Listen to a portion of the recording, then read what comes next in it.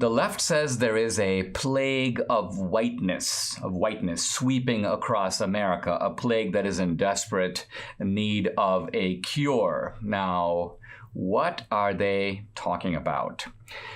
I guess in the era of COVID, it is natural to think in terms of plagues and pandemics. But of course, with COVID-19, we have vaccines, we have cures. Well, what's the cure for whiteness? Now, let me back up here for a minute, because recently Barack Obama, in his usual mode, was talking to Anderson Cooper, and he goes, well, I'm not quoting him, he goes, there are certain right-wing media venues, for example, that monetize and capitalize on stoking the fear and resentment of a white population that is witnessing a changing America and seeing demographic changes. So according to Obama, the right, people like me, I guess, are irresponsibly fear-mongering. We're getting people worked up about a non-existent threat. Well, let's try to see how non-existent this threat is. And the way we do that is we look at the psychology of the people on the other side. Now, here's a New York City psychologist, Dr. Aruna Kilanani, obviously a fellow Asian Indian. She gave a talk at Yale recently, and she talked about how she fantasizes about shooting white people in the head. Let's take a look. So she starts off talking about anger, and she says, we are calm, we are giving, we're too giving, and then when we get angry, they, meaning white people, use our responses as confirmation that we're crazy or have emotional problems. And then she goes, nothing makes me angrier than a white person who tells me not to be angry because they have not seen real anger yet. And then she says, well, white people are out of their minds, and they have been for a long time. And in describing whites as a group, she goes, quote, we are asking a demented, violent predator who thinks that they are a saint or a superhero to accept responsibility. It ain't going to happen. And then talking about her own psychology, she says, I had fantasies of unloading a revolver into the head of any white person that got in my way, burying their body and wiping my bloody hands as I walked away relatively guiltless with a bounce in my step.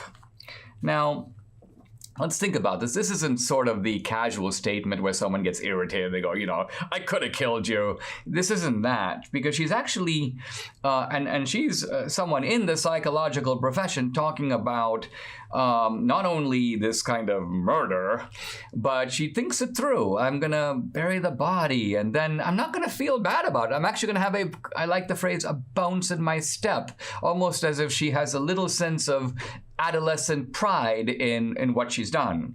Now, this is very violent rhetoric. I mean, this is hate speech if there ever is hate speech. And I'm referring here not just to the content of it, but also the person doing it. Obviously not someone who is some yahoo off the street. This is a credentialed psychologist. What's the venue for the statement? It's given at the Yale School of Medicine. Now, I notice that there's been no public repudiation, no public apologies, none of this, and that means that the hate speech is embedded in influential institutions. So when the left talks about systematic racism, here it is. They talk about hate speech that is systematized in our institutions of higher learning. Here it is. And yet, this is the type of hate speech that is permitted, allowed, even to a degree encouraged.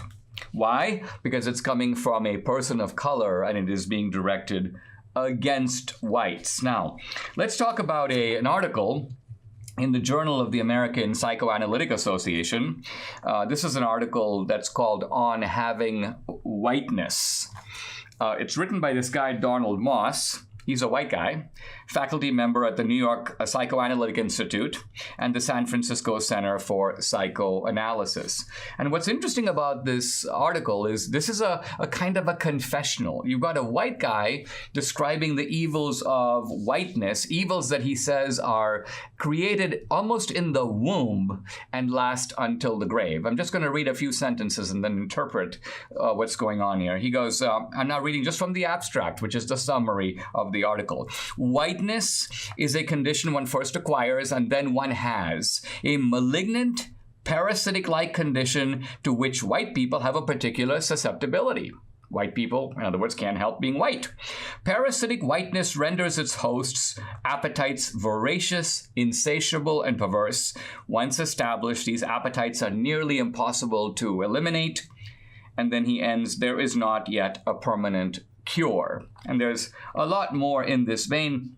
I may not go into all of it, but before I proceed at all, I want to say, just as a thought experiment, what if you were to take all of this and just make a little bit of a racial switch?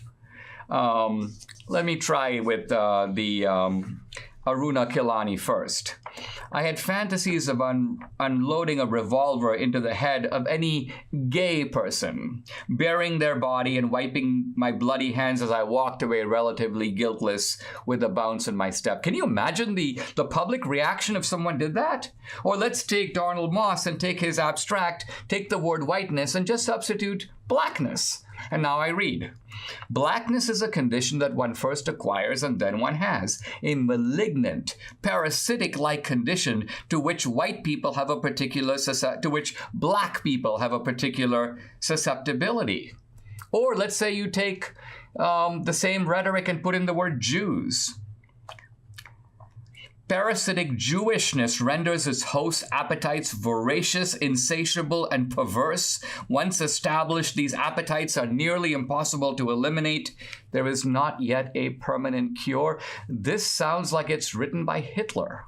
In other words, what you have here is the type of rhetoric so violent, so extreme, and not only extreme on the part of people who want to do violence, but in a sense, rhetoric internalized by the target of that violence. This guy, Donald Moss, is white, and he's talking about whiteness as a kind of disease. And since he himself says there's not yet a permanent cure, the most he says is, I'm now quoting him, he goes, effective treatment is a combination of psychic and social historical interventions that can reasonably aim only to reshape whiteness's infiltrated appetites, to reduce their intensity, redistribute their aims, and occasionally turn those aims toward a work of reparation.